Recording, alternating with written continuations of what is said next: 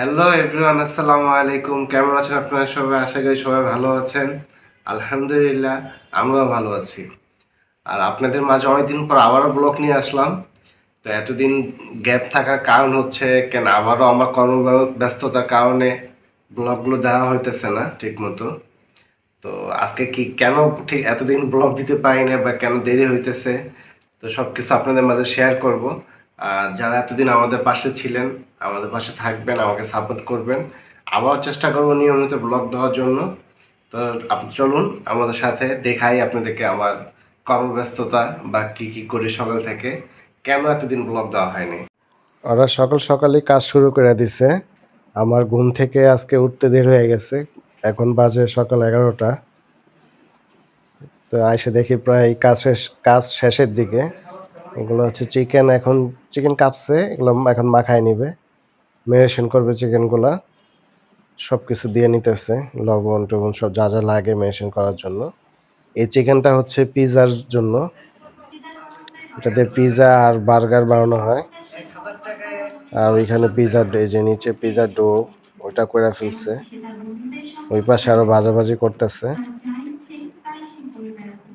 তো এইভাবে প্রতিদিন সকালের রুটিন কাজ এগুলাই। আর এখানে বানাচ্ছে কর্নডগ। যদি কর্নডগ যে কোনো ফাস্টফুডের আপনাদের রেসিপি লাগে আমাকে কমেন্টে জানাবেন অবশ্যই। এখন কর্নডগ বানাইতেছে। পিৎজা ডো, পিৎজার ম্যারিনেশন এগুলো সব হয়ে গেছে, চিকেনের কাজগুলো। আজকে আবার মালের অর্ডার দিয়েছি, কিছু মাল আসবে কিছুক্ষণের ভিতরেই।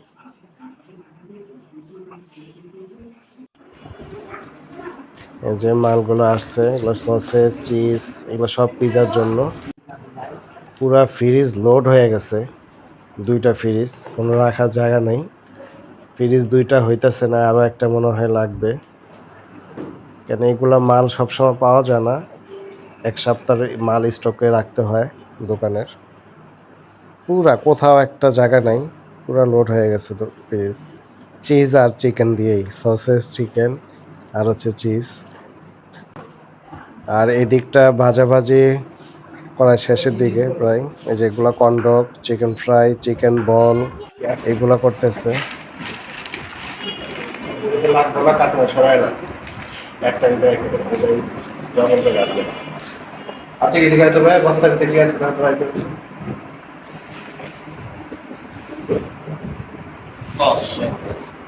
চারটে বাচ্চা, চারটা ওই বাইর করে বস্তা সরানো।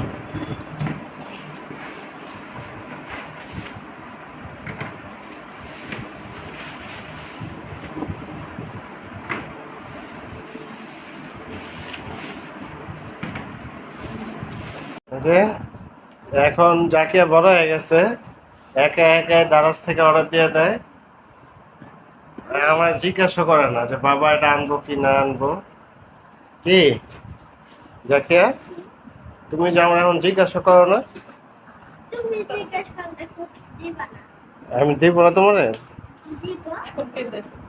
এখন এখনকার দিন দিন মেয়েরা চালাক হয়ে যেতেছে, ওরা নিজেরাই অর্ডার দিয়ে ফেলে নিজেদের জিনিস।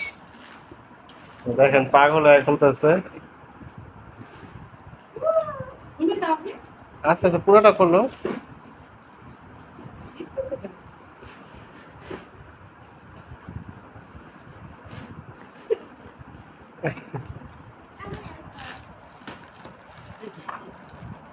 যাকে অনেক খুশি।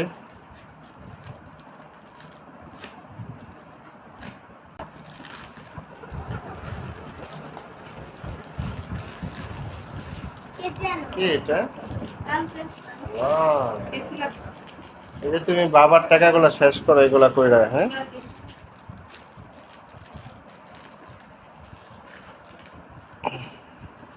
কি এখন খুশি হইছো? আবার অর্ডার দিবা? মাইক দিয়ে বার অর্ডার দিবা, আর অর্ডার দিবা না, ওকে?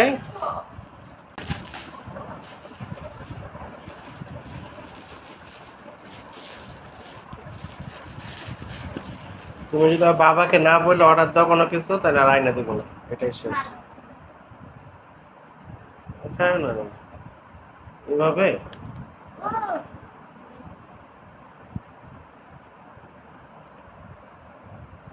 কত প্যাকেট করছি, লক সিস্টেম মনে হয়, দেখো দেখি। অনেক সুন্দর হচ্ছে। সব হচ্ছে রং পেন্সিল না? কি এখন খুশি হয়েছো? হ্যাঁ, আর এরকম করবা? আর করলে কিন্তু খবর আছে, আমাকে বলে করবো। ঠিক আছে, আর করবো না, ওকে? এই যে দেখ, অনেক রং পেন্সিল না? বলছে সব রং পেন্সিল। এখন দুপুরে খাবার খাবো। সকালে নাস্তা খাওয়া হয় নাই, একসাথে দুপুরটা খাইতেছি। প্রায় 3:30 বাজে গেছে কাজ শেষ হইতে হইতে। তো এর জন্যই ব্লগগুলো করা হয় না ঠিক মতো।